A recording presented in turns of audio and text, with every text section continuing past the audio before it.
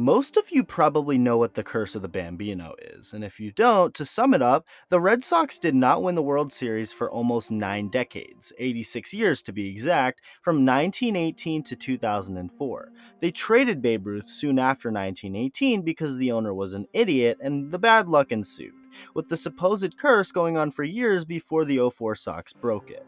As for the Curse of the Billy Goat, during Game 4 of the 1945 World Series at Wrigley Field, Billy Goat Tavern owner William Cianis was at the game and asked to leave after fans were complaining about his goat bothering them and how it smelled. So, what did this man do? Declare the Cubs wouldn't win anymore. It looks like the Cubs and their fans messed with the wrong guy, because they literally did not win until 71 years later in 2016.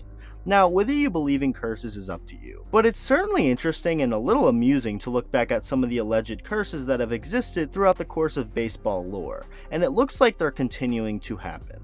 The Curse of Dairy Queen. Yes, that's right. Your local fast food ice cream joint has a curse connected to baseball. But unlike the Curse of the Bambino or Billy Goat, this one's a little different. Instead of cursing a team, it's cursing the players. This season, Dairy Queen picked 4 players as spokesmen for their company this baseball season, players who will market their ice cream and food. Bryce Harper, Tim Anderson, Cody Bellinger, and Fernando Tatis Jr.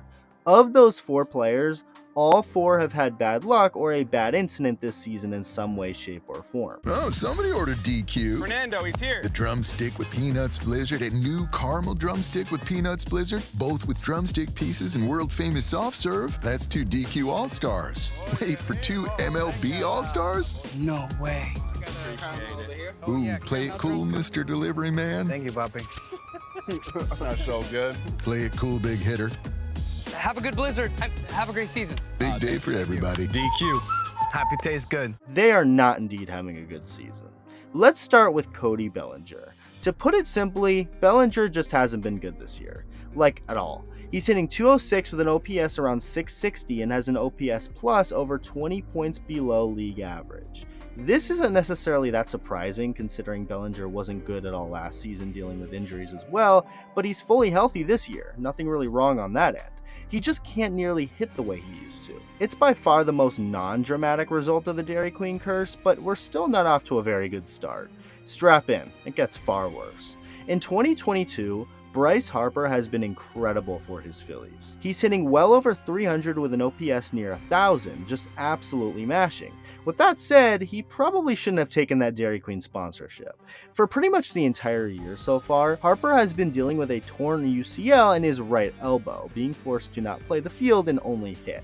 Thank God for the new DH rule in the National League, but it still was not enough for Bryce.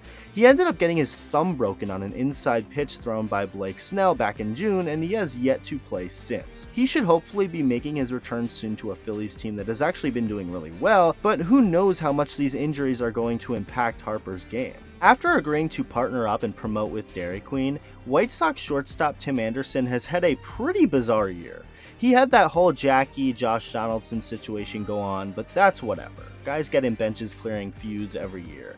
It's the other stuff that tells us this curse is alive and well. Some drama has been made public about him cheating on his wife, and just recently, Anderson had to get surgery on his right middle finger to repair a tear he had in it, and will be knocked out for a while, potentially the rest of the season. We then got Fernando Tatis Jr. After arriving to spring training, it was soon revealed that Tatis would have to get surgery to repair a wrist injury he suffered on a motorcycle accident during the offseason that he didn't think was that serious at first.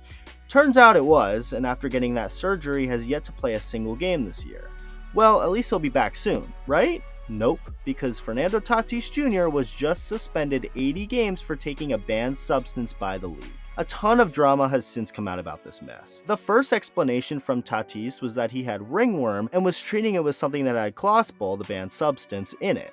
His dad, Fernando Tatis Sr., then came out and claimed that he was suspended for something insignificant and that it all started with a haircut. According to Tatis Sr., Tatis Jr. got a fungus due to a haircut, and took something that had a banned substance in it, something that Tatis Jr. was unaware of. People have also accused Tatis Jr. of lying. It's been a whole mess. But whatever the case may be, Fernando Tatis Jr., one of if not perhaps the biggest star in the game, is going to be suspended for half a season effective immediately and will not play a single game until around May of 2023. That's 4 players Dairy Queen chose to market, all who have had bad things happen to them this year. It's unbelievable. If you don't believe in curses or superstitions, eat all the Dairy Queen you want. If you do believe in that stuff, I guess it's safe to say stay away from that place or at least not market them in any way, because clearly that hasn't been going too well. There's better ice cream places anyway, at least in my opinion. The Curse of the Bambino? The Curse of the Billy Goat? Move over. There's a new kid in town.